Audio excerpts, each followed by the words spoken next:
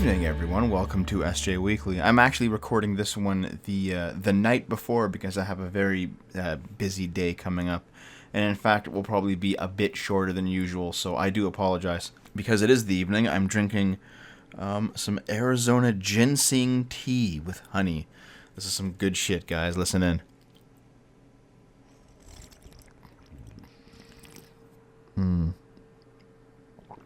Oh man, I love this stuff. By the way, I have a friend who actually distributes the Arizona products in my area.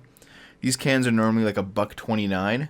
I can get them for extremely cheap. It's quite nice. The first thing we have on the list today is Right Wing Watch's tweet. Let's see how Alex Jones is doing. Okay, ever since Alex Jones has been takfired from the internet, let's see what he's been up to. Look at me, I'm a gay frog. I'm so cool, I'm so neat. I'll never have children and I'm sterilized. But the media says I'm totally cool. I'm a gay frog, I'm a gay fish. It's so good, and I think my daddy atrazine. Thanks to atrazine, there'll be no more frogs. But we're gay, so it's cool. Thanks, atrazine. Atrazine is a human sterilization agent. Thank you, David. Thank you. In fact, national media said that it was a covert death threat when Alex Jones' son went on and told David Hogg we should filter our water because of atrazine and other chemicals. That was a death threat. Being sterilized and dying is good. Trying to help people's bad. Rex Jones bad. Alex Jones bad. Gay frogs good. Atrazine good. I have trouble breathing, and they say I'm gonna die soon, but it's okay. Atrazine, I love you.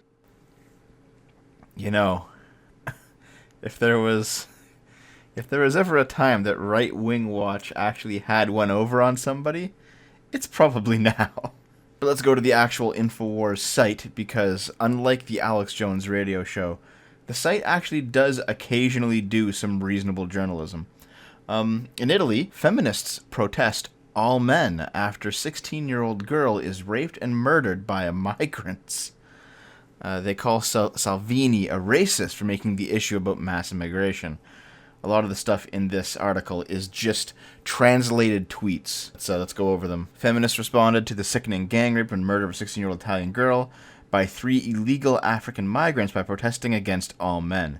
So instead of making it a migrant issue, which would make them racist, they just protested men because that's how they can worm their way out of it and take no responsibility. Feminist group Non Una di Meno, not one less, claimed that the murder highlighted the problem of patriarchal violence while blasting Interior Minister Matteo Salvini as racist for making the issue about immigration. Enough of erasing for propaganda purposes the lives of women killed by patriarchal violence, tweeted the group. Do you know what's a patriarchy? Islam. Do you know what the migrants are bringing to Europe? Islam. Another Facebook post by the group made clear that violence against women has no borders, a clear attempt to absolve migrants of blame. Well, to be fair, if violence against women has no borders, then very clearly that should be something that this group is for, since they are very for things that have no borders. Paul Joseph Watson writes, the entire farce again serves as a reminder that third-wave feminism has nothing to do with protecting women and everything to do with pushing left-wing narratives about mass immigration that are actually harmful to women. I actually kind of disagree with that. I think third-wave feminism does want to protect women, but when the chips are down, the progressives will choose Islam over women because Muslims are higher on the progressive stack. Let's switch from Europe to Russia now, where I am a beast. Social media stunned after a woman stabs her ex and takes a selfie with him bleeding. Now, guys, just based on how this woman looks, what ideology do you think she may hold?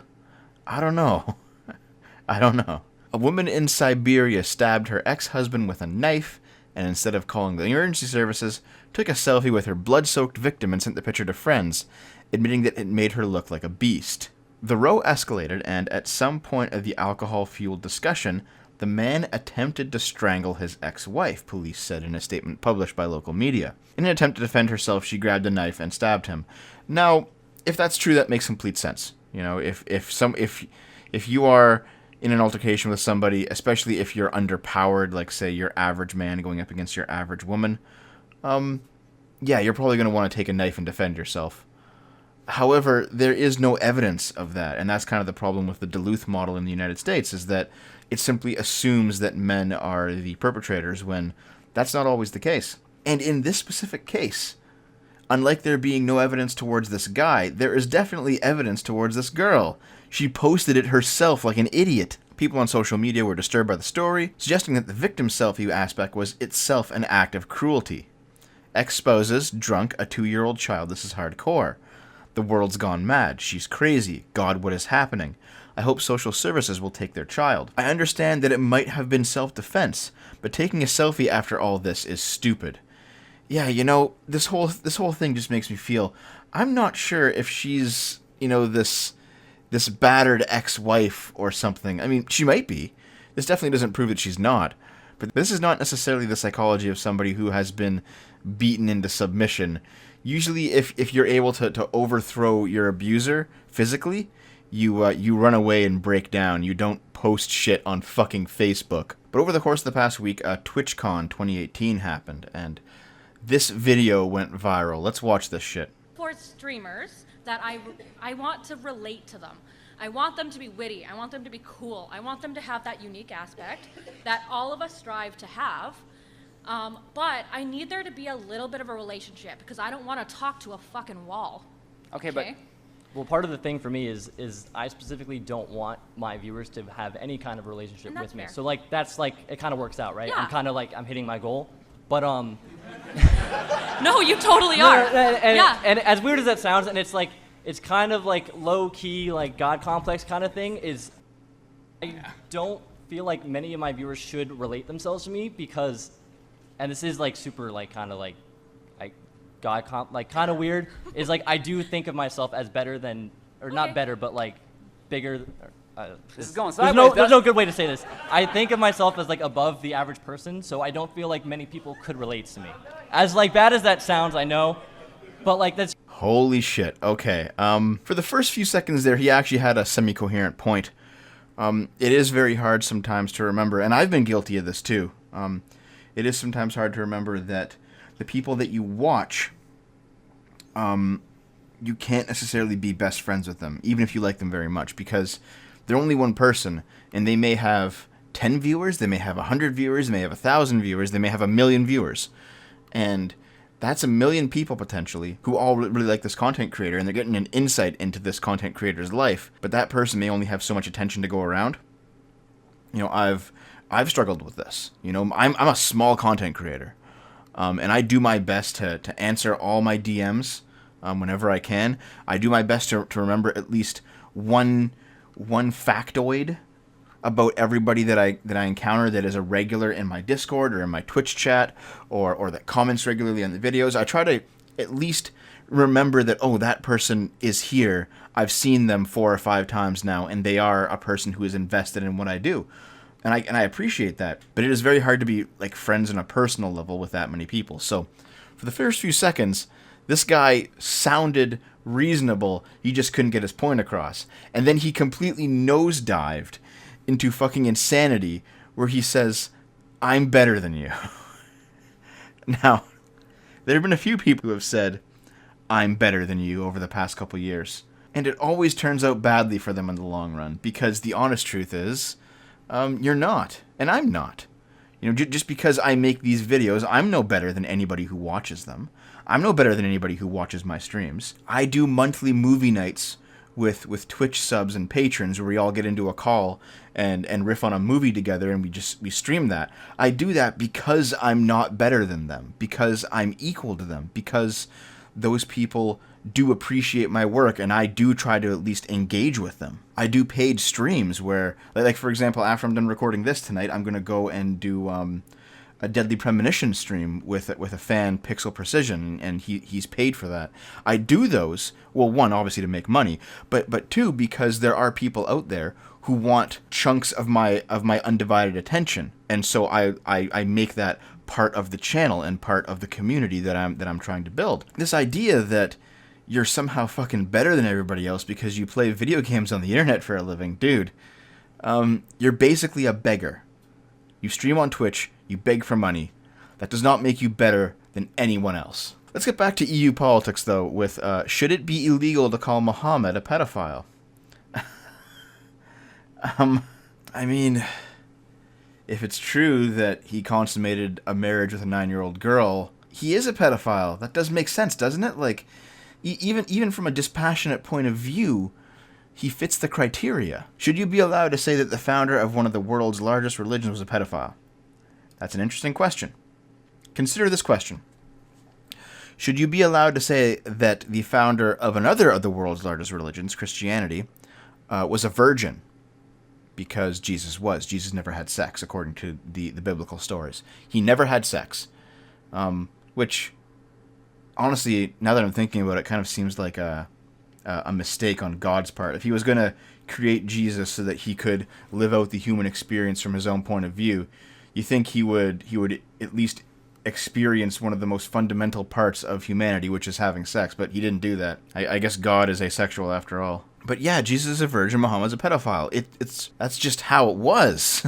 Man. But according to the European Court of Human Rights, the answer is no. In a decision issued this week, the statement is defamatory towards the Prophet of Islam. It goes beyond the permissible limits of an objective debate and could stir up prejudice and put at risk religious peace. So we are at the point now where stating something that is fact goes beyond the permissible limits of an objective debate. The permissible limits of objective debate should contain all facts and also other things. It should even contain things that are not facts, things that are conjecture or subjective experience, or things that are not true but that we're just kind of trying to figure out. But it should definitely contain all facts. Let's just read it here. The Prophet stayed there for 2 years, and then he married Aisha when she was a girl of 6 years old. He consumed that marriage when she was 9 years old. There you go. Muhammad's a pedophile. That's it. Like, there's no other way to put this. It's cut and dry, isn't it? Let's jump over to the United States. Obama takes a jab at Trump. Nobody in my administration got indicted. Oh, okay. Well, let's see here. They promised to take on corruption. Remember that? They had gone to Washington and just plundered away. In Washington, they have racked up enough indictments to field a football team.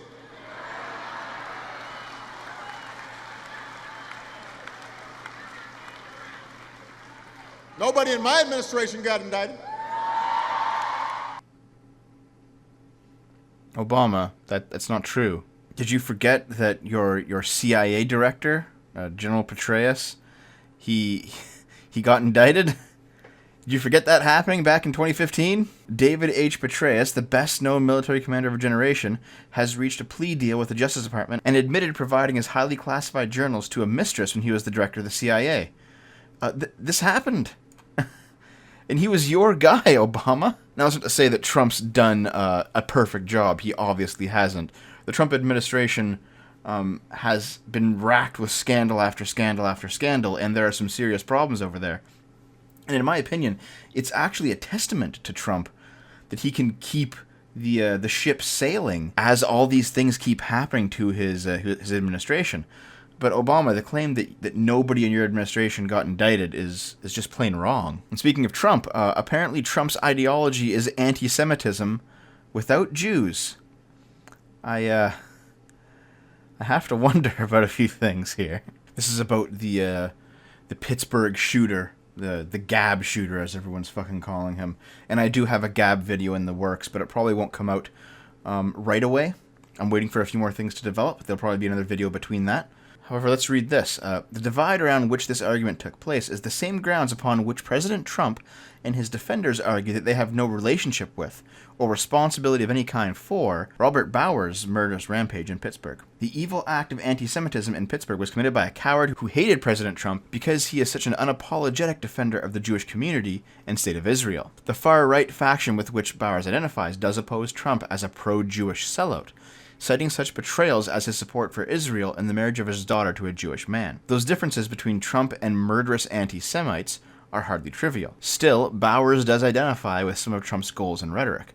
because Trump has inspired the racist far right to a degree surpassing any modern American president. So let me get this straight. Despite what Trump actually does, he's a racist because people that listen to him, they do racist things? I mean, I don't know, man. Like, are people really responsible for the actions of their fan bases? He would often invoke anti-Semitic themes without any explicit reference to Jews or Judaism.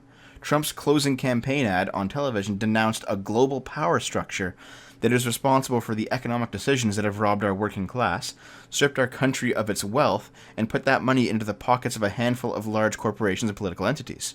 Over images of Janet Yellen, George Soros, and Lloyd Blankfein, all of whom happen to be Jewish. So, wait. You're complaining that the 1% is Jewish, not white, and that people are noticing. That's the complaint here. But forget about anti-Semitism, because we have a more serious problem on our hands. There's even more misogyny involved in technology than we thought. For example, Bitcoin and other cryptocurrencies is misogynist. Women worldwide struggle to access banking services. Bitcoin is only making that worse. Oh shit, I wonder how this is going to be. Blockchain is the technology behind cryptocurrencies like Bitcoin. It consists of distributed databases that are constantly updated and verified by their users, rather than by a central authority. They allow digital assets, such as cryptocurrencies, to be traded and transferred without going through an institution such as a bank. In the development sector, many hope that blockchain may offer solutions for the world's 1.7 billion unbanked adults. It sounds like the problem is that these people don't use banks, these 1.7 billion, and I guess the financial institutions of the world don't like that. They want to rope those people in, I guess. This figure represents almost a third of the world's population, predominantly low-income people and women who are unable to access financial services. So this is how we get to Bitcoin, right? Most unbanked adults are women, according to this article. People want Bitcoin to step in and help out those unbanked adults, but I bet there's some misogyny here. So the ultimate point of this article, and it takes a long fucking time to get there, is that most of the world's unbanked are women and minorities. A lot of people are trying to implement new technologies and new techniques and new things to get those people into the modern financial system. And blockchain and cryptocurrencies do the opposite of that. They do not contribute to that problem, therefore they're sexist. Keep on mining, guys. This is reason enough, I guess. Jesus. You want to know what else is sexist? Defending yourself. Mylene Klass warned by police after waving an illegal kitchen knife at intruders in her garden. Two teenagers trying to break into her garden shed. The musician was alone in her kitchen with her 2-year-old daughter asleep upstairs when she grabbed the knife and shouted, "I'm calling the police." Officers who arrived at her house in Potters Bar, Hertfordshire, on Friday warned her that it was illegal to carry an offensive weapon even at home. Really? So you can't have a knife to cut food with anymore. And if someone attacks you, you can't use it. You can't defend yourself. It's illegal. You should just lay down and fucking die. Also, this is from the 2010, man. This isn't even like a new article. This is from 2010. This shit's been happening in the UK for like a decade now. This ridiculous nonsense. And let's see where it's gotten us. A London crime wave. City hiring hundreds of 150-pound a day anti-racist police monitors to promote diversity. Yeah, don't worry about the rape gangs. Don't worry about the migrants. Don't worry about the rising amount of knife and acid attacks and trucks of peace in London. This is what the UK needs. This is what the police force of the UK needs to look like. Police chiefs in London are to spend almost £1 million extra a year hiring 200 anti-racist community assessors who will make sure recruits in the crime-hit capital hold positive views of minority ethnic groups. Okay, so in order to be a cop in London now, you have to think a certain way, and that's just that. That's it. You have to hold positive views of minority ethnic groups. Oh, and look, in this article, Breitbart links to another article, Teen Stabbed to Death Next to Anti-Knife Poster. Didn't they know it was a knife-free zone, you guys? Well, if the current state of the world is leaning heavily on your shoulders, have some Pecan Resist. A chocolate ice cream with white and dark fudge chunks, pecans, walnuts, and fudge-covered almonds. Together, Pecan Resist. Aside all those nutty chunks, this pint packs a powerful message under its lid. Together we can build a more just and equitable tomorrow. We can peacefully resist the Trump administration's regressive and discriminatory policies and build a future that values inclusivity, equality, and justice for people of color, women, the LGBTQ community, refugees, and immigrants. Thank you, Ben & Jerry's. Also, Ben & Jerry's donated to the Trump campaign, as well as Hillary's and Bernie's. They kind of just hedged their bets, didn't they? But no, you can't have world peace unless it's with Ben & Jerry's ice cream. Also, the Simpsons predicted this joke several years ago. I bet we can get even more retarded, guys. This is how racist your air is. If you're white, you're probably breathing cleaner air. People of color are exposed to 46% more nitrogen dioxide pollution each year than white people. I don't know, man. Maybe they're smoking. Maybe they're inhaling other things that might lower their health somehow. Maybe this isn't just the fact that air is fucking racist. We've got some more British nonsense here. Today we're launching a new nationwide campaign aimed at increasing awareness and understanding of what constitutes a hate crime. Okay, it's from the UK Home Office. Let's watch this video. Oh, another one.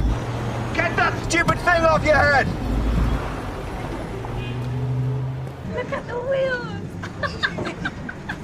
My wheels! You need to get off the bus. You're useless. Someone called and Trace. It's right there. Check them out. Yeah. You guys a pair of lesbians, are you? You're disgusting. You should leave, or I'm gonna sort you out.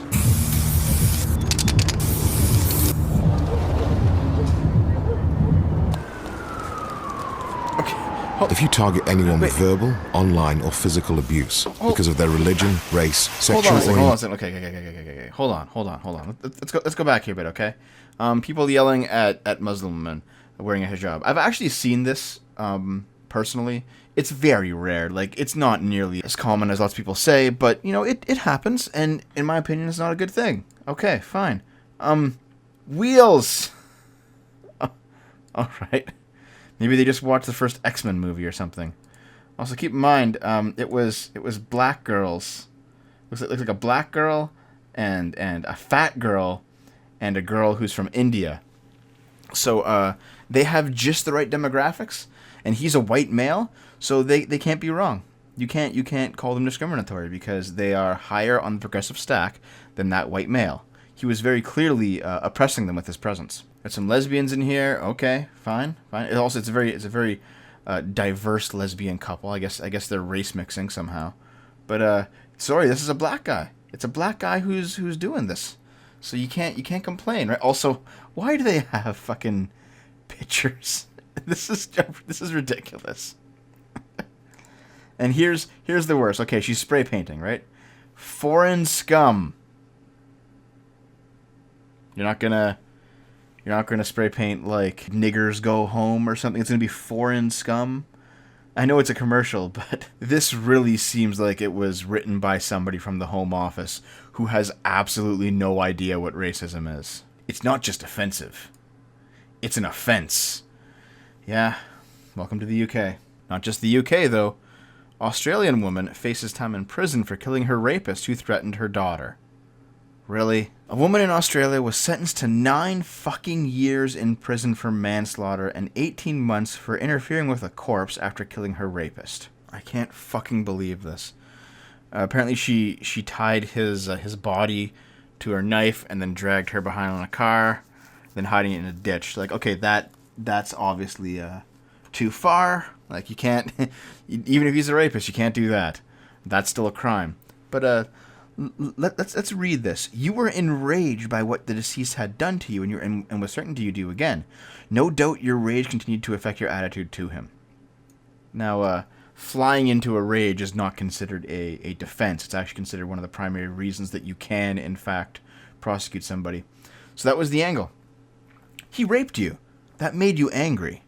That anger makes you culpable. If you weren't angry, then maybe you would have a good case here. How fucking stupid is this? Here's today's peak stupidity. 9-year-old could face sexual harassment charge for a love note. Remember the excitement of getting a note from a crush. Well, those days may be over now that a 9-year-old Florida boy has been sent to the principal's office and threatened with sexual harassment charges for boldly pouring out his feelings to a girl on a piece of loose leaf paper in school. The note said, "I like you," inside of a drawing of a heart. "I like your hair because it's not sloppy. I like your eyes because they sparkle like diamonds." The principal proceeded to tell me it wasn't appropriate, and he was writing the note, "They are going to file sexual harassment charges on my 9-year-old. As absolutely stupid as this is, there is one silver lining. All of those 9-year-olds, of which I was one back when I was 9, all those 9-year-old boys who are too afraid to cross the playground and talk to that 9-year-old girl that they have a crush on, they no longer have to feel like that they're second-class citizens. They no longer have to feel like they are lesser than those 9-year-old boys who are brave enough to engage with the girls that they like. Now everyone gets to be a wallflower." That wraps up for me, guys. If I get this out on time, and I probably will, you should see me streaming right about this time on Twitch TV. I'm going to be doing my Overwatch placements and just generally hanging out with the chat room, taking some questions, shooting the shit, just having a good time. Twitch.tv/shortfightotaku. I'll be doing a Sunday daytime stream, I think. The next SFO video is also well underway, and I'm calling it Probably Journalists Are Not a Protected Class. That was one of the ones that was on that poll. I pushed it ahead because the recent stuff with the Wall Street Journal kind of made it important.